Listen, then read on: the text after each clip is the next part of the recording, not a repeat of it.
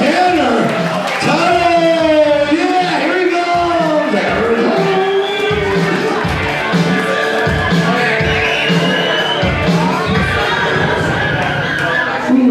Just the tip, Sheriff. I can't breathe. All right.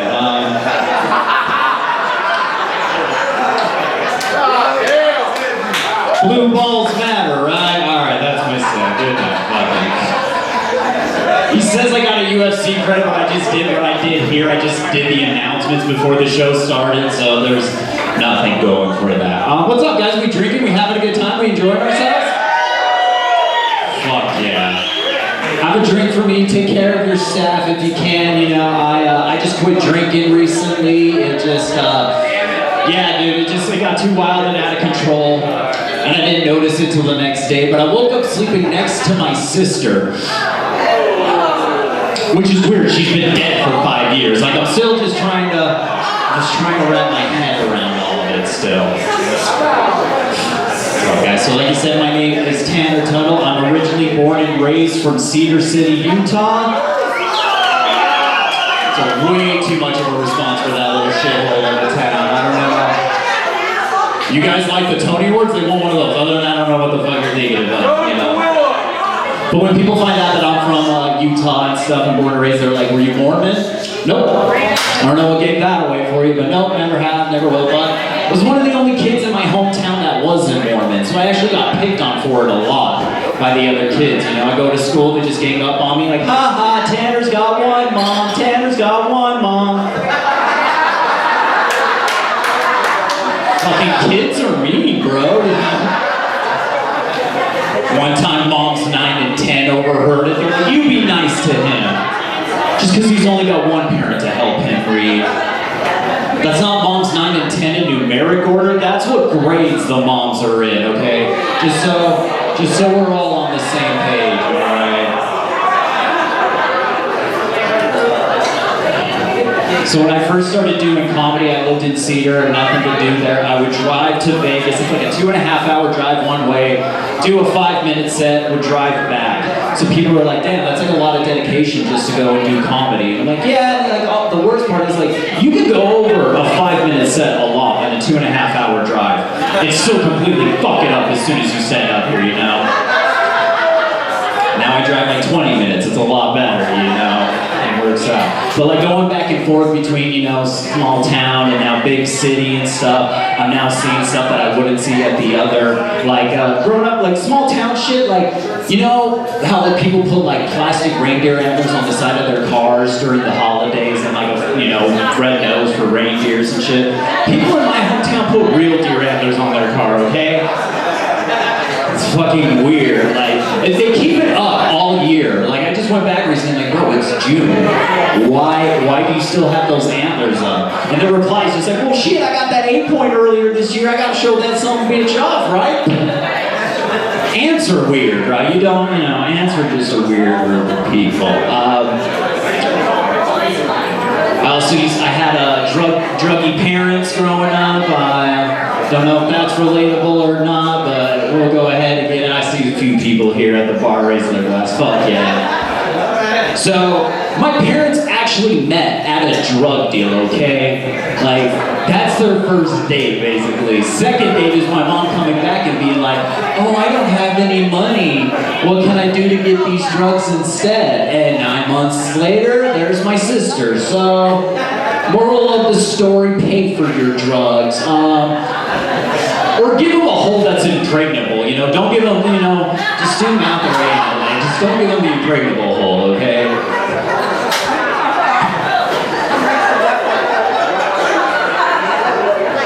It's gonna save a lot of people, come on now, alright? Spit or swallow, it don't fucking matter. Cash or credit. That's great. So, you know, like, and like their main drug of choice, they hopped around like was meth for a while, and it was weird. My dad worked at a radio station, and that's how we got it going, was because of meth. He would work there at night and get it going. It was weird that they didn't catch on. He named the radio station KMETH, and no one fucking caught on, bro. Really? He was on all the time. It's Bob, K-Meth in the morning, Bob in the evening. Like, he's just on all the fucking time. Really? Took you 4 years to figure that shit out? Spot on, guys.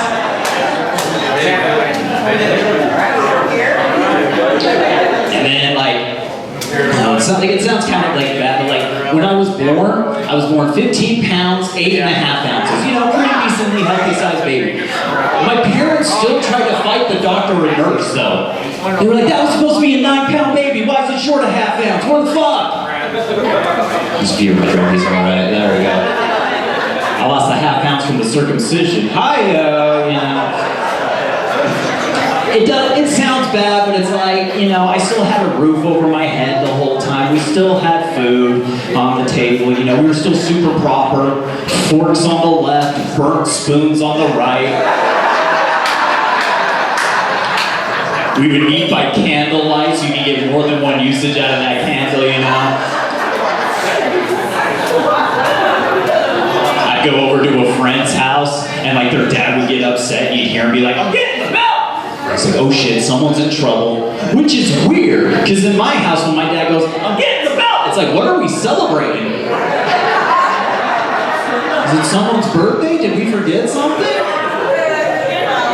Needless to say, I'm glad I got out of there, you know? Son of a bitch. I shouldn't see this as many times as I have, but I've seen drug deals get paid in the form of a check, okay? That's just old school, small town value. You are not gonna see that. Groceries in the memo for Earl every week. Like, really? Really? That's what we're funding? Seen drug deals, one successful, one non-successful, you know? Like, I feel like if I were to try and do that here in like Vegas or like Oakland or like LA, as soon as I pull out that checkbook, dead instantly basically. Like, they're gonna just go after me. And it's like, you don't want embarrassing last words to be on your tombstone, you know? Someone walking through the cemetery a little later just be like, what does that say? Don't cash until Monday. Okay, there's a story behind this death, dear. Take a photo of that tombstone. We'll Google the name later. We're kind of busy right now. We'll look at that later. Thanks, guys. That joke's inspired by a death in my family I felt could have been avoided. But here we are today with it. Then, when I was like a preteen, I was like 12, 13 maybe. I was the week before Christmas. I went with my mom. We went to Albertsons right before they closed, so there's only a few people there shopping. And I was there when it got robbed. So we're just there, I'm in an aisle helping out buy stuff, you know. I hear some weird yelling, I look up, there's 2 guys in ski masks waving guns around, just being like, everyone get to the fucking front! This ain't no goddamn joke! Like just shit like that. I don't know, I kind of like paranoid, kind of just go into freak mode and just walk up like there, see my mom, I sit next to my mom, I look, one guy's holding a gun at us, I look, the other guy's got the manager taking her into the back. Guy holds a gun at me, grabs a roll of duct tape, throws it at me, and says, start duct taping people right now, Tanner. I'm like, all right, I'm gonna start with my mom, you know? That's what you get for grounding me, okay, you know? And then as I'm tying up this elderly couple, it dawns on me, how the fuck did that guy know my name? He's like, start duct taping people, Tanner, and I was like, what? And I look over and I go, no. Earl? It's my parents' drug dealer. I was like, no. What the fuck is going on? I was like, I swear to God, what the fuck? And then manager comes out with an envelope, guy holding the gun behind him, lo and behold, my great dad. I was like, are you fucking kidding me right now? I'm like, I'm an accomplice to a robbery right now, and I don't even know what's going on. I'm like, is my mom in on this? This can't be happening. I look over, she's fucking meditating basically, just like wrapped up everything, just being like, honey, you put mine a little too tight. Just be careful with everyone else's. It's like, oh my God. We got our free groceries that night. We got fucking an extra $1,000 out of it. They emptied the safe before we got there. I ended up getting a new PlayStation to keep my fucking mouth shut, you know? Just fucking, it was just weird. And then, a few years later, I'm going and I'm applying at places for my first job. And lo and behold, Guess which place calls me back for an interview and starts me there? To be a bagger boy and to get carts. That same goddamn Albertsons. So I'm like, surely no one here knows this stuff. Walk in, it's the same goddamn manager. Shit, alright, play this off. Maybe she doesn't remember. She sees me and she goes, you look familiar. Have we met before? And I'm just like, maybe you got kids that are my age, maybe, you know, something like that. And she's like, no. Something traumatic happened and your image is seared into my head. Did you tie me up? And I gotta kind of explain, like, I'm kinky, you gotta explain yourself. I tie a lot of people up nowadays, you know. I played that. I didn't last very long there. She pissed me off, like, I lasted, 2 weeks? We were arguing over something and I just snapped and I was like, you know what, my dad should have pulled the trigger that night. What the fuck?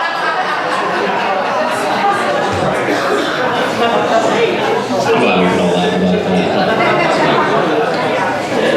No, I feel like doing drugs is genetic in my family. I found out my dad used to, he snuck into Woodstock to sell acid, which is pretty cool, but I snuck into EDC to sell Molly recently, so, you know, the weed nut doesn't fall too far from the tree at all with that. So, let's see.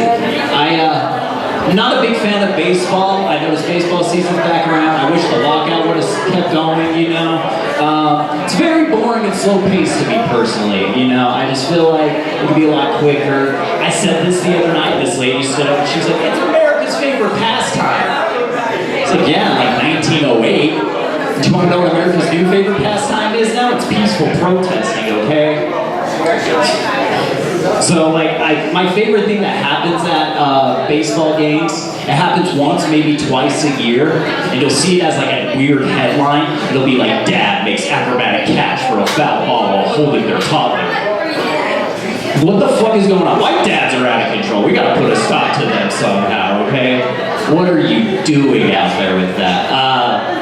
So I try to think and put myself in that position though, and realize I'd probably fuck it up almost immediately, you know? 5th inning, 6th inning, we're out there. Forgot to put sunscreen on either of us, so we're fried. And just see that ball and just forget where I'm at, just drop my kid like, ball! I got one! Fuck yeah, I got one! This is the greatest game I've watched! No, you're okay. Fuck, you're bleeding and it's bad this time. No one's got a Band-Aid. This is a baseball game. Here, you got some nacho cheese and just take that one, rub that on there. That'll harden in a few minutes and we'll go back. It's just like a league of their own. Stop crying. There's no crying in baseball. Hey, there's a pitching shutout going on right now, alright? So by that time, everyone's going to be disgusted with you because you just dropped your kid for a foul ball, basically. So it's like now I gotta try and pull that off to everyone. Like, guys, I got a better chance of making another kid than I do catching a foul ball at a game, alright? Just go ahead and get that out there. And then if it's an MLB game, there's gonna be cameras, they're gonna catch you, and then MLBs, they got the commentators, they're gonna talk about you. I don't know if you've noticed this with MLB commentators, all sports commentators mainly. Yeah, one guy gives you play-by-play, sticks to the script, stats. And then you get some other guy that just says some really random off-the-color shit that's followed by an apology on social media the next day. That kind of shit, so I can see that. Just be like, look at that, Barry. Dropped his kid for a foul ball.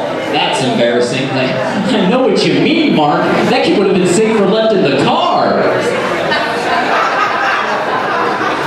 It's Barry Bonds and Mark McGuire in the commentator's box. We should all be ashamed. So I used to work at a bowling alley in my hometown for about 7 years. Did anyone else work at a bowling alley? No? No one else threw their life in the gutter? Life didn't strike you all down at once. You had nowhere to turn to. Spare me! I was pinned up inside me, alright? I was split on doing it. It seems like it was right up your guys' alley. We're rolling with it. Now the reason I asked though if someone's worked at a bowling alley is because I feel like there's something that connects almost all bowling alley employees, whether we've ever worked together or met each other, and that's the infamous prank phone calls that we all get at a bowling alley. I got mine 6 months in. Super busy Saturday night, working, pick up the phone, I can tell it's some young punk kid on the other line. Just be like, huh, do you have 8-pound balls? So I gotta keep it professional, like, we have 8-pound bowling balls, correct, yes we do. The kid's just like, how do you walk around? I'm like, I put them in your mouth and tell you not to gargle, that's what I fucking do. And that kid wasn't expecting that, so he's like, I'm like, yeah, that's actually how you sound with one of them in your mouth. I come and did the other one in, if you want. I'm here till midnight, and I hung up the phone. Needless to say, I didn't get another prank phone call after that, so. I got one more bit that I'm gonna get out of here. I'm gonna have stickers after the show, so if you, they're for free, just say I'm funny. If you want to donate, you can. I am a poor comedian. Alright.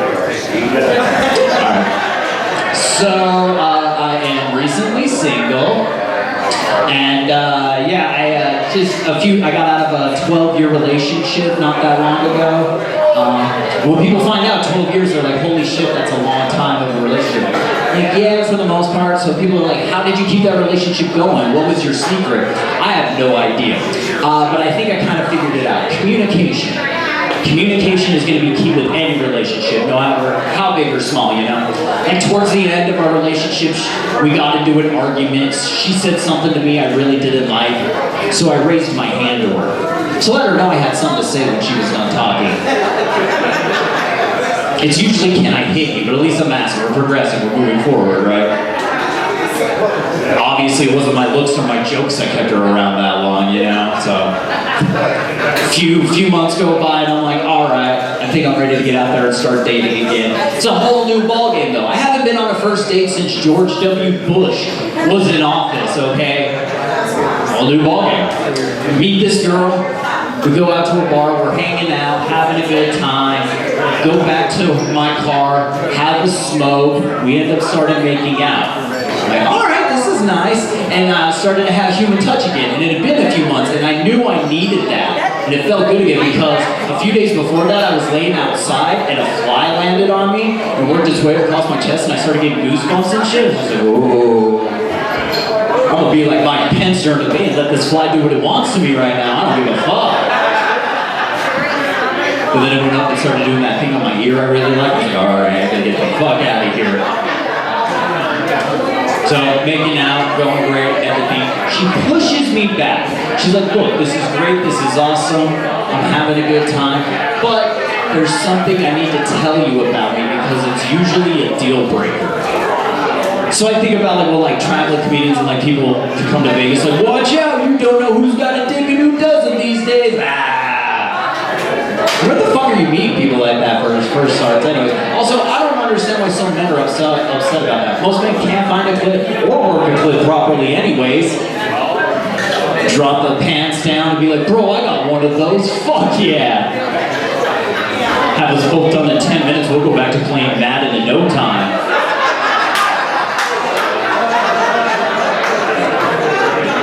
So I'm like, alright, you got a dick? What's going on? What's going on?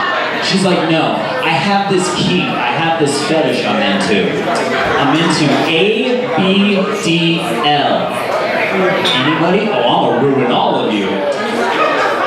Adult baby diaper loving. Yes. Adult baby diaper loving. So I'm like, you mean to tell me we've been making out this whole time and you're wearing a diaper? She's like, yeah.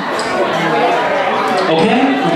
She's being open, she's being honest. What did I say a little bit ago? Communication's key, right? I can't kink shame. This is just a lot to absorb, like a pair of Huggies, you know? But I'm like, you know what? It's been a minute. I have no values. I'm a comedian.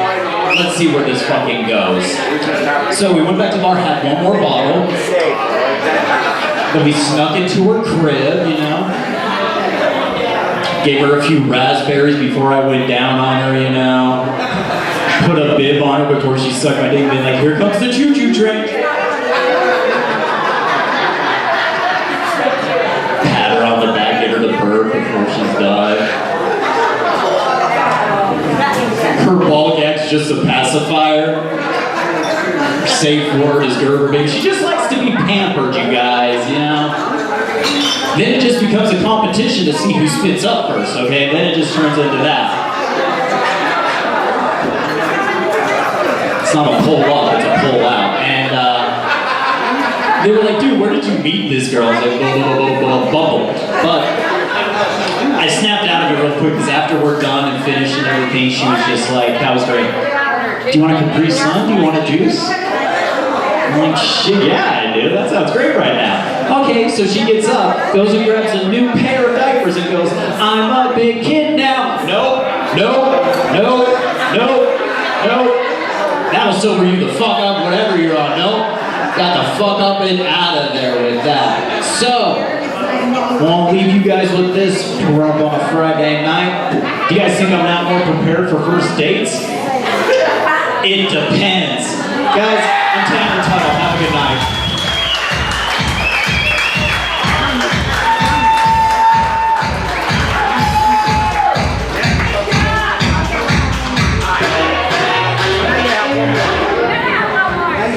Keep it going for Tuttle, ladies and gentlemen. You guys having fun so far? She said, oh yeah. She doesn't give a fuck. What do you do for a living?